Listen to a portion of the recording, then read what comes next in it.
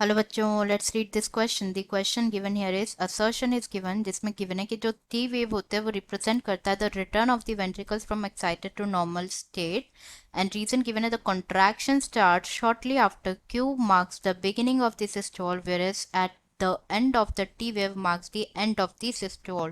तो हमें दोनों स्टेटमेंट को ऑब्जर्व करना है एंड अकॉर्डिंगली ऑप्शन सेलेक्ट करना है। यहाँ पे ऑप्शन गिवन है A both assertion reason are true and reason is the correct explanation of assertion. B may given a both assertion and reason are true, but reason is not the correct explanation of assertion. C may given assertion is true, but reason is false. D may given assertion is false, but reason is true, and E may given both assertion and reason are false। तो सबसे पहले यहाँ पे बात करें about की concept. तो जो की कॉन्सेप्ट इस क्वेश्चन में यूज किया गया है दैट इज की concept is electrocardiograph. Electrocardiograph, in short ECG।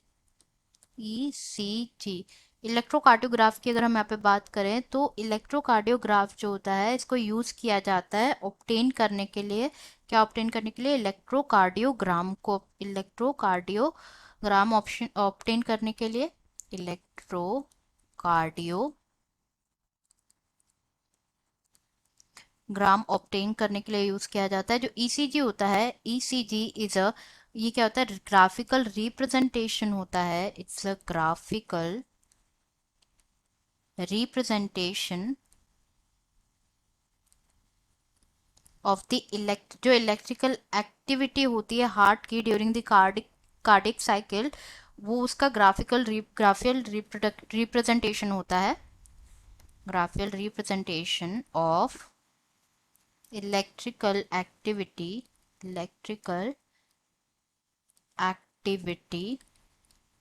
Of the heart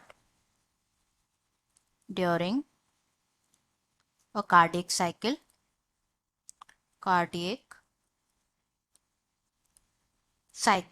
उसे कहा जाता है इलेक्ट्रोकार्डियोग्राम।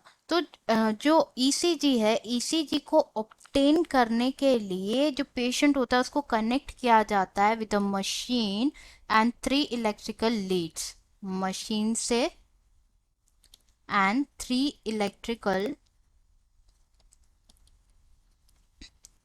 लीड से कनेक्ट किया जाता है।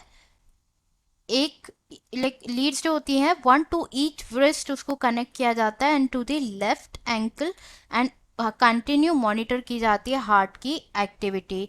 तो यहाँ पे हम स्टेटमेंट देखते हैं। फर्स्ट गिवन है कि जो टी वेव होती है वो रिप्रेजेंट करती है return of the ventricles from excited to the normal state. तो ये स्टेटमेंट यहाँ पे करेक्ट है बिल्कुल। यहाँ पे टी वेव की यहाँ पे बात करें तो जो टी वेव होती है वो क्या रिप्रेजेंट करती है?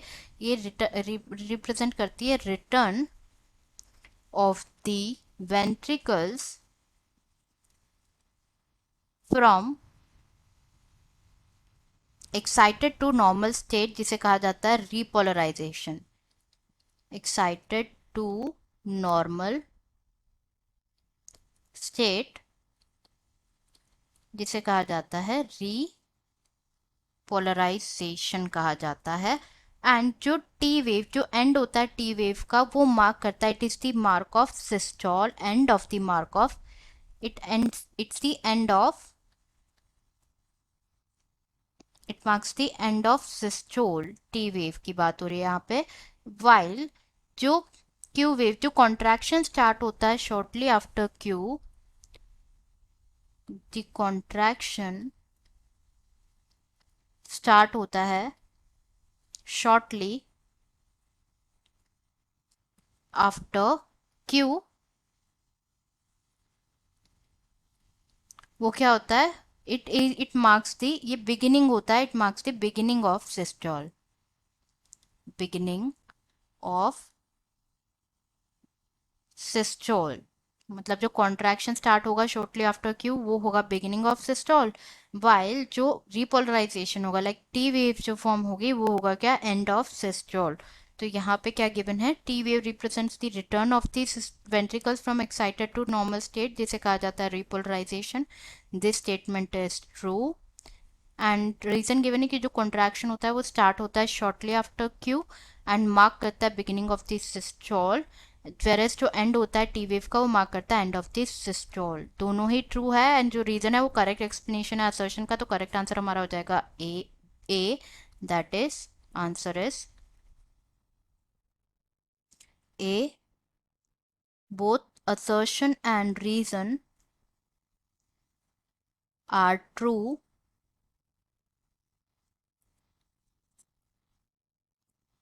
are true and reason is the correct explanation of